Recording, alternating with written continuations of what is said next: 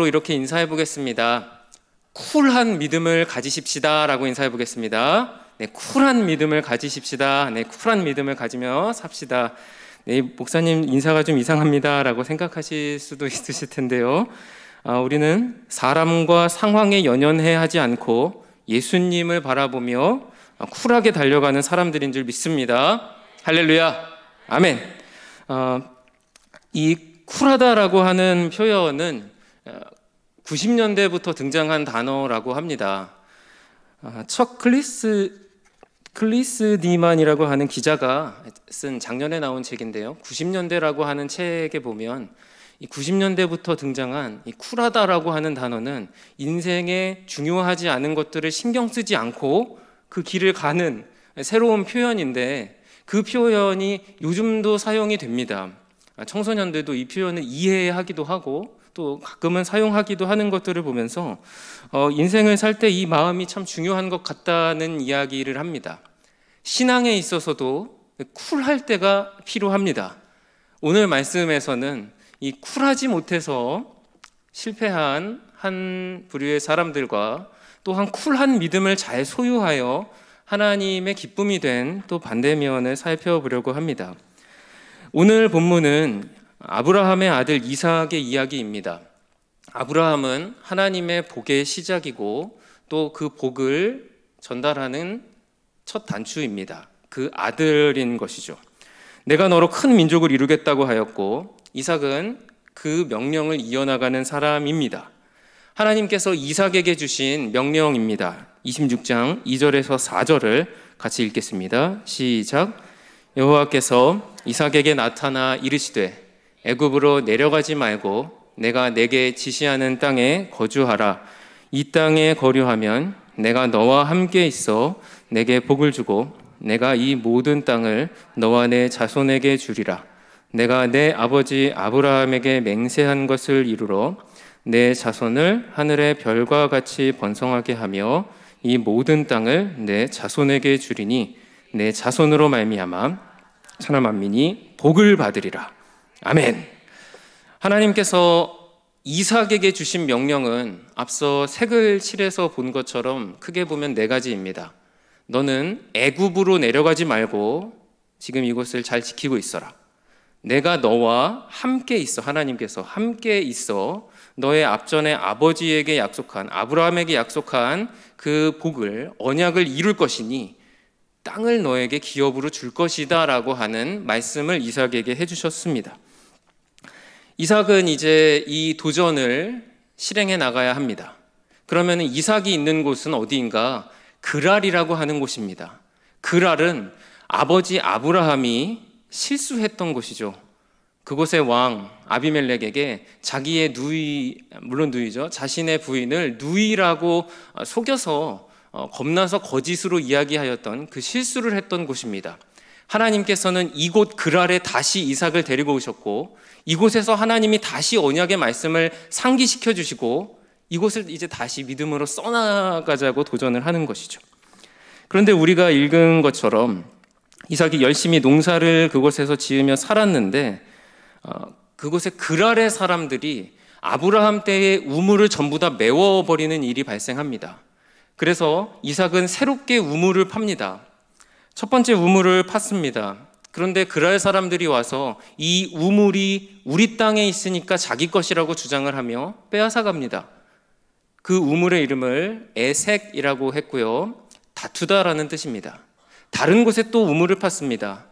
똑같이 그랄 사람들이 이곳은 우리 땅이니까 이 우물은 우리 거라고 뺏어가게 됩니다. 이제 두 번째 이름을 신나라고 짓습니다. 대적하네라는, 대적하다라는 뜻입니다. 그리고 또 다른 곳에 우물을 팝니다.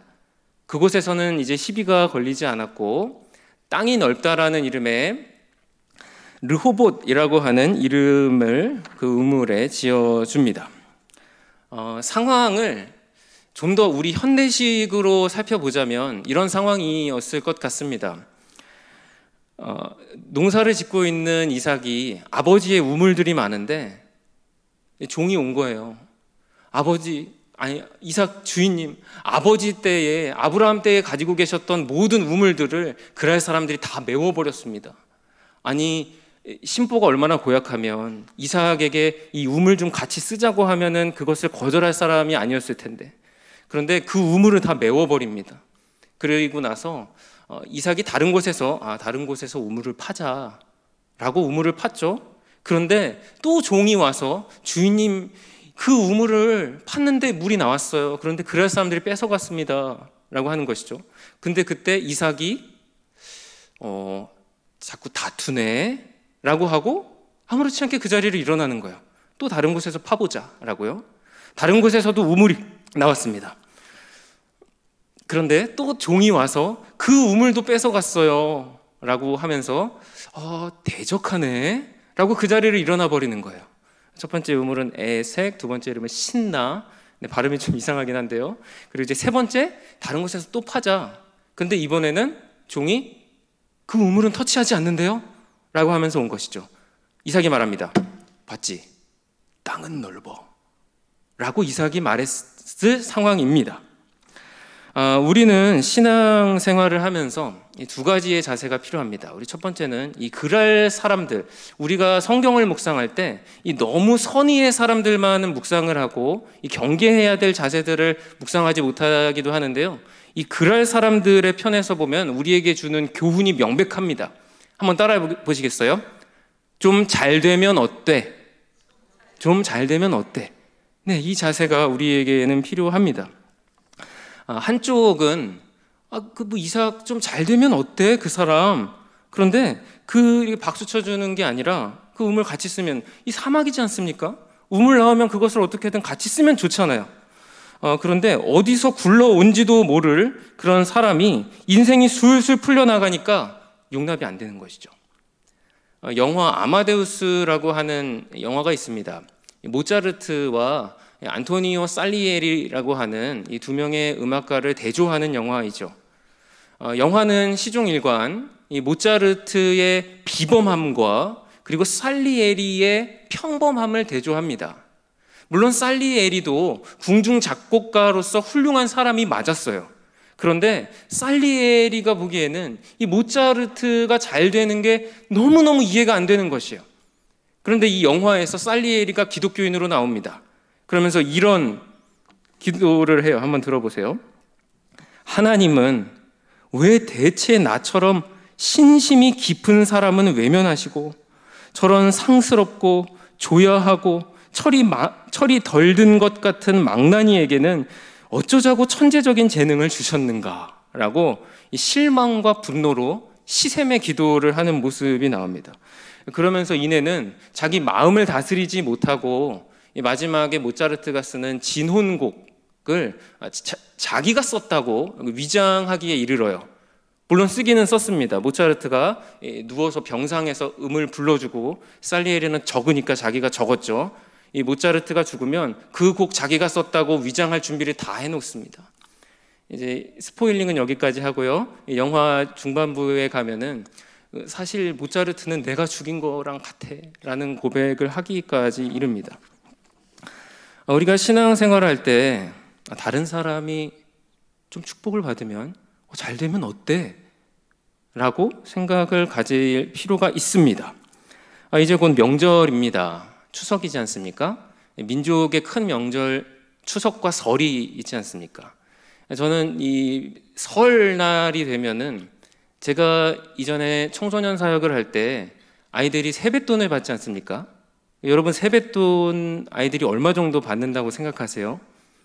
제가 본 아이들 중에는 최저는 하나도 못 받았어요 라고 하는 친구도 있었고요. 많게 받은 친구는 90만 원을 받았다는 친구가 있었어요. 별로 안 놀라시는군요. 그저 물가가 많이 올랐으니까요. 인플레이션 때문에. 그런데 이 두 친구가 서로 이 사실을 아니까 이쪽의 친구가 이게 마음이 너무 안 좋아진 거예요. 나는 거의 이것도 못 받았는데 부모님이 이런 걸 신경도 안 써주시는데 쟤는 저렇게 많이 받았다고. 근데 이런 상황을 서로 알면 너 정말 많은 축복을 받았구나. 나 지금 먹고 싶은 게 있는데 매점에 가지 않을래?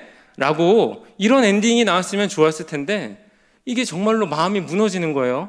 그러면서 전도사님 생각해보니까 그 친구는 멋진 남자친구도 있고요.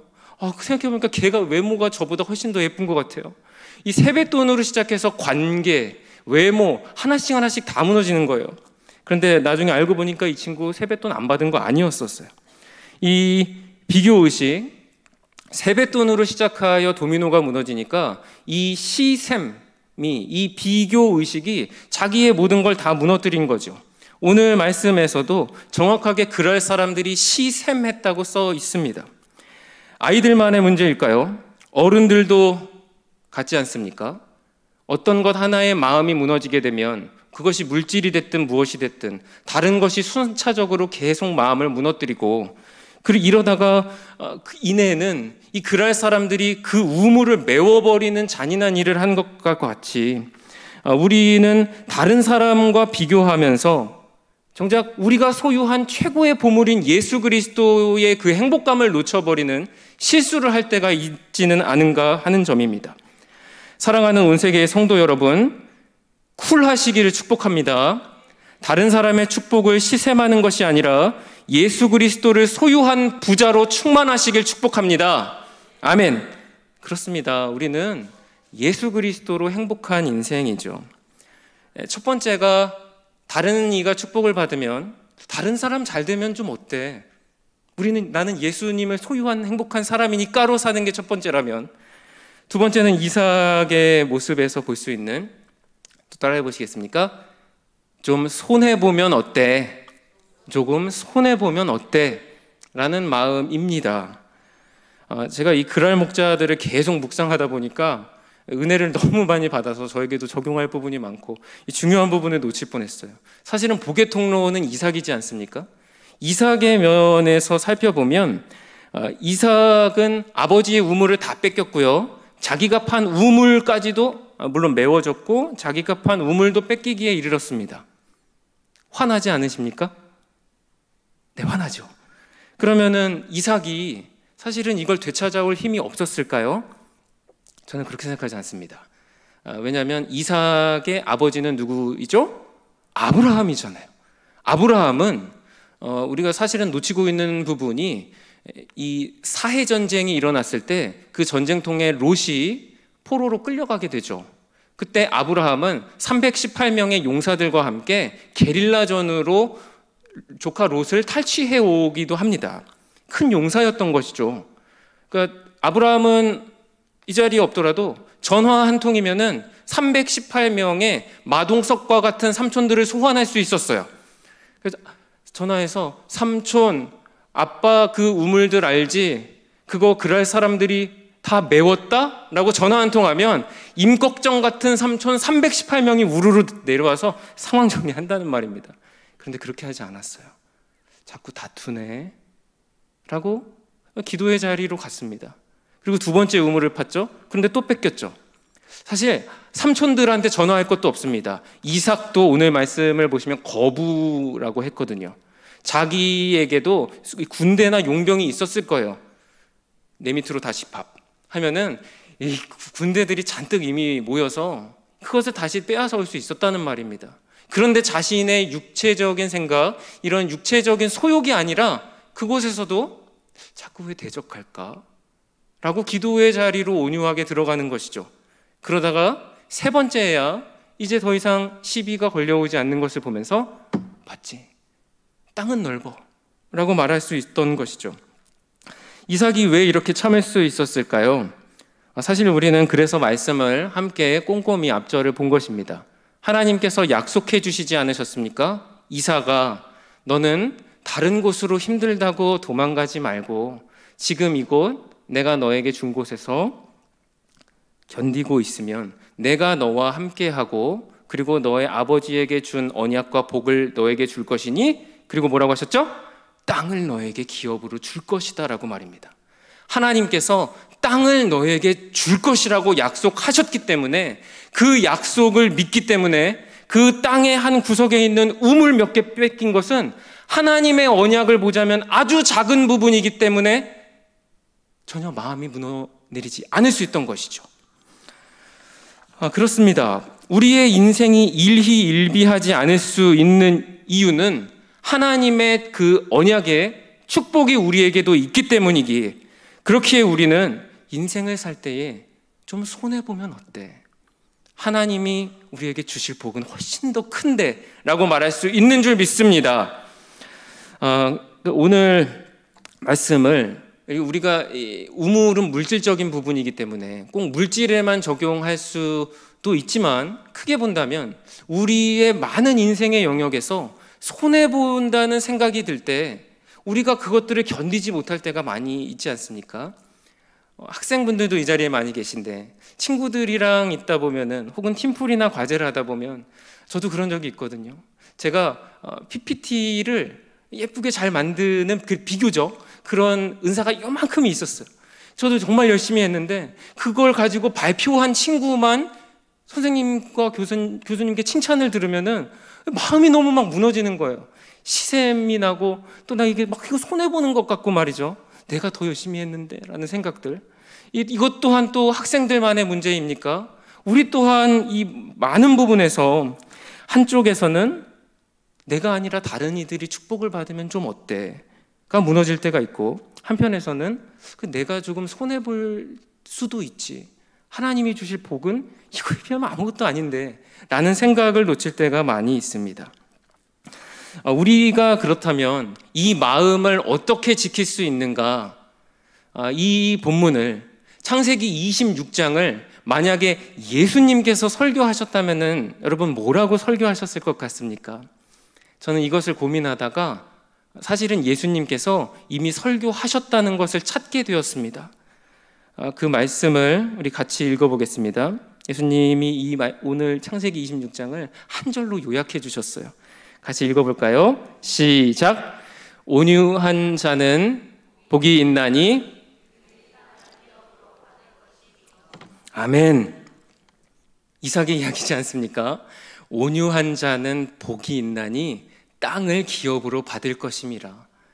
창세기 26장을 저는 지금 길게 이렇게 설명하고 있지만 예수님은 한 절로 말씀을 해주셨어요.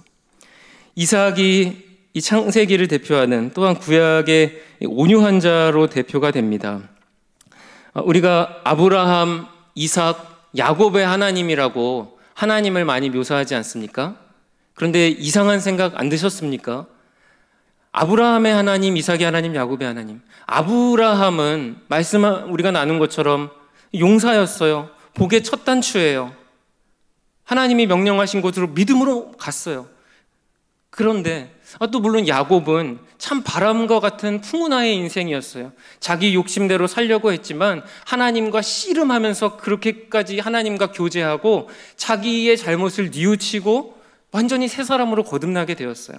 그런데 사실 이삭은 여러분 전쟁에 나가서 아브라함과 같이 용사로 이겼다는 설교 들어보셨습니까? 야곱처럼 하나님과 환도뼈가 부서질 때까지 기도해가지고 하나님께 인정받았다는 그런 설교 들어보셨습니까? 없잖아요. 그런데 구약에서는 계속 아브라함의 하나님, 이삭의 하나님, 야곱의 하나님이라고 합니다. 그럼 이삭은 대체 왜 이런 사람이 되었을까요? 바로 오늘 말씀인 것이죠. 그는 용사가 되는 그런 담대함 혹은 끈질기게 하나님께 기도해내는 어떤 그런 어려운 삶을 이겨내는 것이 없었지만 그러나 조용히 하나님의 말씀, 언약을 믿으며 한 걸음 한 걸음 걸어갔던 사람이기 때문입니다. 아브라함과 야곱을 잇는 사이에 이삭이 있는 것처럼 제가 읽은 어떤 신학책에는 이삭을 이렇게 묘사했습니다. 조용한 순종의 삶을 살아낸 언약의 징검다리요. 저는 이 표현만큼 이삭을 잘 묘사하는 표현도 없다고 생각합니다. 조용한 순종의 삶을 살아낸 언약의 징검다리. 저와 우리 성도 여러분들은 예수님이 다시 오시는 그날까지 새 언약을 이어가는 사람들이지 않습니까? 우리는 어떤 용사와 같이 무언가 우리의 삶을 확장시켜 나가는 그런 것이 없을 수도 있어요. 우리의 삶 가운데에 정말로 그 기도의 응답이 드라마와 같이 영화와 같이 확 뭔가 일어나는 일이 없을 수도 있어요. 그런데 하나님이 이삭을 너무너무 사랑하신 것은 한 걸음 한 걸음 그 언약의 징검다리의 역할을 잘 감당해낸 묵묵한 사람이었기 때문입니다. 저와 우리 성도 여러분들에게 하나님께서 이 자리를 또한 요구하실 수 있다는 생각이 듭니다. 사랑하는 성도 여러분, 여러분들의 인생은 어떤 삶이십니까? 조용한 순종의 삶이고 징검다리와 같이 잔잔하다고 하여 여러분들의 인생을 혹시 실망하고 계시지는 않으신지요? 이것이 하나님의 그러나 축복인 줄 믿습니다. 우리는 그런 새 언약의 징검다리로 살아가는 것이죠. 이렇게 예수님께서 약속하신 것처럼 온유한 자는 복이 있나니 땅을 기업으로 받을 것임이라 라는 말씀을 믿고 살아낼 때에 우리는 다른 사람들과 시샘하지 않고 또한 내 삶을 불평하지 않고 걸어갈 수 있습니다. 시편 37편 7절에서 10절 읽어보겠습니다. 시작. 여호와 앞에 잠잠하고 참고 기다리라. 이르는 자 때문에 분을 그치고 노를 버리며 불평하지 말라. 오히려 악을 만들 뿐이라. 진실로 악을 행하는 자들은 끊어질 것이나 여호와를 소망하는 자들은 땅을 차지하리로다. 잠시 후에는 악인이 없어지리니 내가 그곳을 자세히 살필지라도 없으리로다. 그러나 온유한 자들은 땅을 차지하며 풍성한 화평으로 즐거워하리로다. 아멘. 할렐루야. 아멘. 함께 읽으신 시편의 말씀처럼 그러므로 우리는 하나님의 온유한 자들로서 땅을 차지할 자들로 준비해야 합니다. 악인들의 잘됨을 또한 그들의 형통함을 목격하시더라도 그것을 부러워하거나 시샘하지 마시기를 바랍니다. 악인들은 하나님이 알아서 하실 것이니 우리는 하나님의 약속을 잇는 자들로서 온유한 삶을 살아내면 그것이 하나님의 축복인 줄 믿습니다. 심령이 가난한 자는 복이 있나니 천국이 그들의 것임이라고 우리가 함께 읽은 이 산상수훈의 앞구절에 예수님이 약속해 주지 않으셨습니까? 이 땅은 사실 물질적인 땅만이 아닙니다. 이미 말씀해 주신 것과 같이 천국이 그들의 것임이라고 한 것처럼 그 땅을 상속받는다고 하는 것은 천국을 상속받는 사람들이기도 하기 때문입니다. 예수님을 소유하신 온 세계 성도 여러분, 천국을 이미 상속받으신 사랑하는 성도 여러분, 이 세상의 사람들이 잘됨으로 흔들리지 마시고 또한 인생에 손해본다는 마음에 생각을 빼앗기지 마시고 성령님께 붙들려 사시기를 축복합니다. 우리 이제 말씀을 맺겠습니다. 저는 오늘 설교를 준비하면서 또 더 많이 은혜가 된 것은 오늘 이 구절이 누구에게 주셨는가 하는 점입니다. 창세기는 모세가 썼고 애굽에서 나와서 가나안 땅으로 들어가던 그 광야 한복판에서 주신 말씀입니다. 이스라엘의 백성들은 그곳을 헤매면서 애굽으로 돌아가자는 이야기까지 했어요. 왜냐하면 자신의 주변 나라들은 자신들과 같이 방황하지 않고 집을 가지고 안정적으로 살아가고 있는 모습들이 들어왔고 너무나 부러웠기에 오히려 애굽에서 그렇게 사는 게 더 낫지 않냐고 애굽 사람들을 질투하기에 이르렀습니다. 매일 만나만 먹었던 그들의 삶에 만족하지 못하고 왜 이렇게 피해를 보고 왜 이런 손해를 보고 왜 이런 불편함까지 살아내야 되냐는 불평으로 생각들로 살아가고 있었습니다. 하나님께서는 그 이스라엘 백성들에게 하나님의 마음을 전달해 주고 싶으셨던 것 같습니다. 온유한 자들은 복이 있나니 땅을 기업으로 받을 것이란다 라고 하는 압축된 내용으로 말입니다. 이스라엘 백성들은 그 가나안 땅에 걸어가는 길 속에 하나님과 온유함으로 나아가야 합니다. 저와 우리 성도 여러분들도 같은 줄 믿습니다. 우리는 우리의 마음을 빼앗으려고 하는 많은 질투의 거리들을 찾을 수도 있습니다. 내 마음에 손해를 끼치는 어떤 사람 혹은 상황을 계속 묵상하고 오히려 그것들로 마음이 무너질 수도 있습니다. 하지만 하나님은 도전하십니다. 상황과 사람들에게 마음을 빼앗기지 말고 나와 함께 천국을 소유한 자답게 내 아들 예수 그리스도를 소유한 자답게 행복하고 담대한 언약의 징검다리를 놓아주지 않겠니라고 말입니다. 저와 우리 모든 성도 여러분들은 부족합니다. 불완전합니다.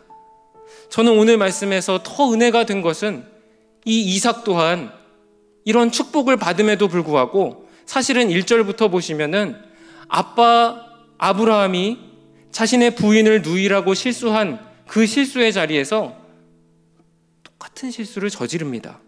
이삭도 자신의 부인을 누이라고 속이는 두려움의 마음이 무너지는 일이 벌어지게 돼요.